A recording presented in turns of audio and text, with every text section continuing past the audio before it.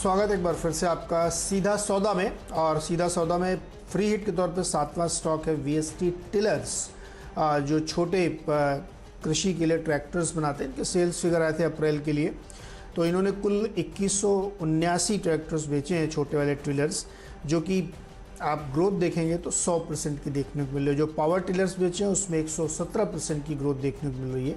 मुझे लगता है इसमें खरीदारी करनी चाहिए, क्योंकि ये एक ऐसा पॉकेट है जहाँ पे कोरोना का बहुत ज़्यादा असर नहीं पड़ रहा है एग्री सेगमेंट में।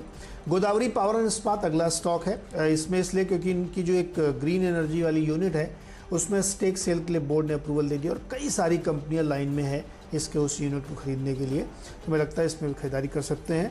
975 का टारगेट होगा।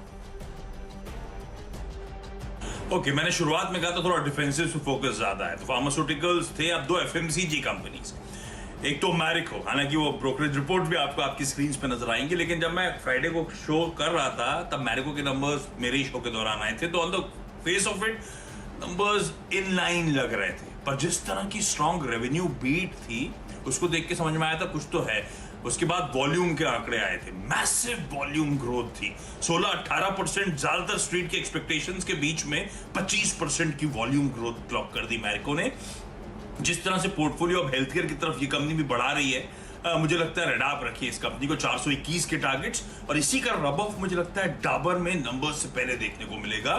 बढ़िया पोर्टफोलियो है इस कंपनी का भी, इसमें भी शायद खरीदारी होगी, और ये भी 580 पौने 600 के आसपास के लेवल से करेक्ट हुआ है डाबर। अच्छे अट्रैक्टिव लेवल्स डिफेंसिव फोकस में, तो मैरिको और डाबर खरीद के चलेंगे। क्विकली छोटा सा ब्रेक के उस पार आखिरी के दो स्टॉक्स, टीम्स का quick wrap up.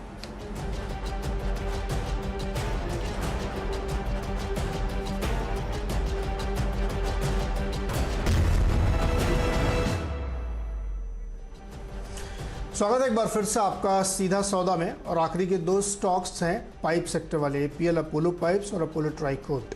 Pipe sector को इसलिए चुना है क्योंकि कंपनीज़ ने 2,500 रुपये पर टन से लेकर के 10,000 रुपये पर टन तक दाम बढ़ा दिए हैं। दाम इसलिए बढ़ाने पड़े क्योंकि आपने देखा होगा अप्रैल में स्टील के दाम खूब बढ़े हैं, मई में भी बढ़ने के प्रेडिक्शंस आ रहे हैं। आज सुबह जेपी मॉर्गन की रिपोर्ट आई है कि स्टील के दाम और बढ़ेंगे, तो कंपनियों ने सीधे पास ऑन कर दिया है। तो एक तो ये कि पास ऑन कर दिया तो अपने ऊपर बोझ नहीं लेना पड़ेगा, दूसरा डिमांड तो ऑलरेडी बहुत ज़बरदस्त सर्ज कर रही है, नतीजे आपने देखे ही थे इनके।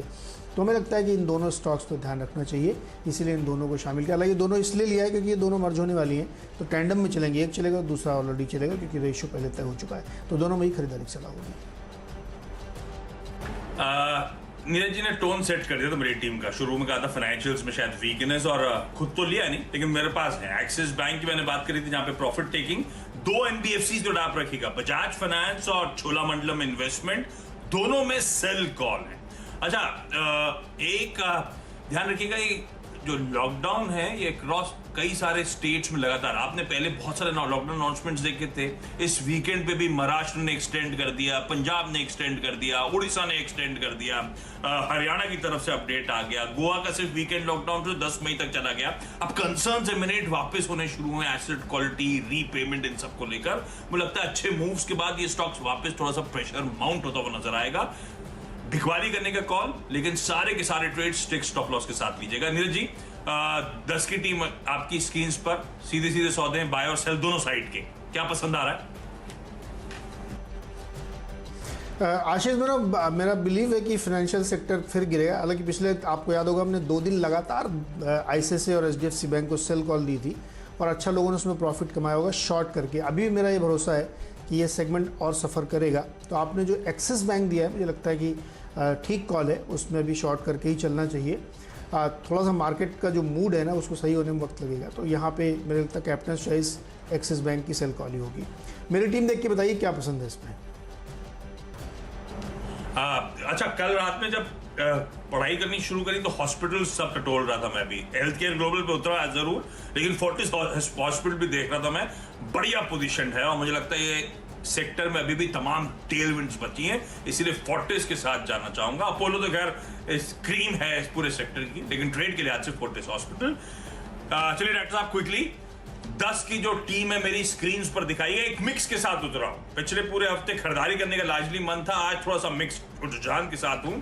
शुरुआत जरूर खरीदारी के साथ करी थी और टेक महिंद्रा था, जहां पे इन्होंने कोरोना वायरस को पोटेंशियली अटैक करने वाले ड्रग मॉलिक्यूल के लिए पेटेंट फाइल किया है।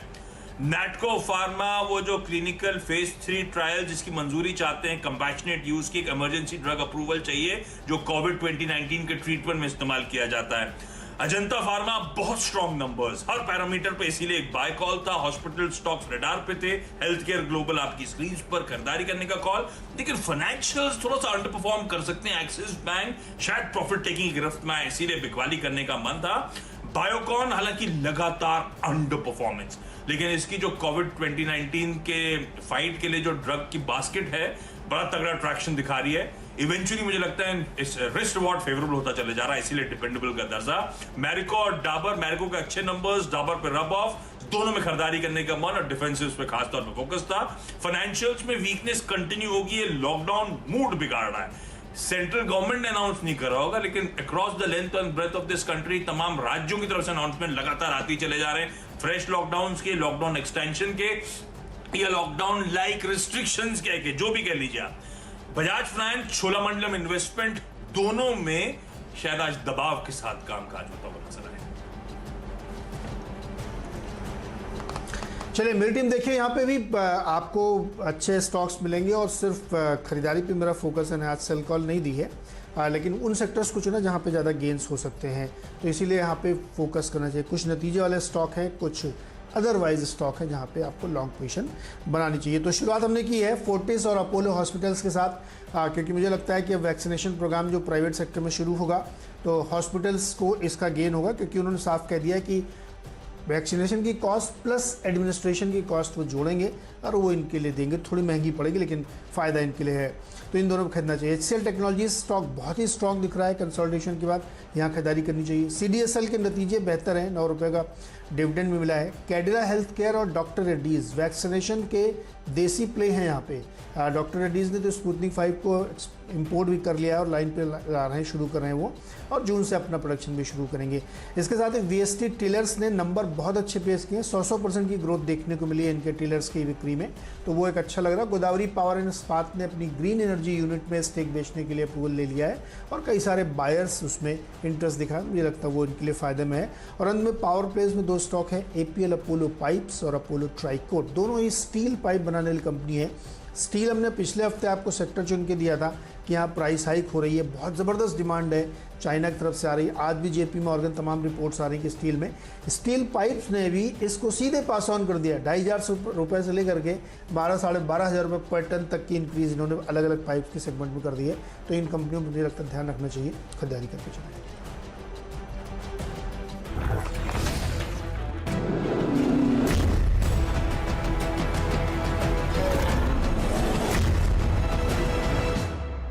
मुनाफे की तैयारी की तरफ आप बढ़ते हैं और टॉप आइडियाज़ आपको मिल चुके हैं यहाँ पे कि क्या क्या स्टॉक्स आप दे सकते हैं स्पेसिफिक। लेकिन मई की शुरुआत, बहुत सारी खबरें, कोविड की खबरें, चुनाव की खबरें, अमेरिका भर के बहुत सारे संकेत हैं, तो इस शुरुआत को समराइज करेंगे। सीधे चलते हैं शैल जी और वीरू के पास कि क्या हालचाल है आज के लिए। शैल जी गुड मॉर्निंग, बताइए आज के लिए क्या मूड माहौल।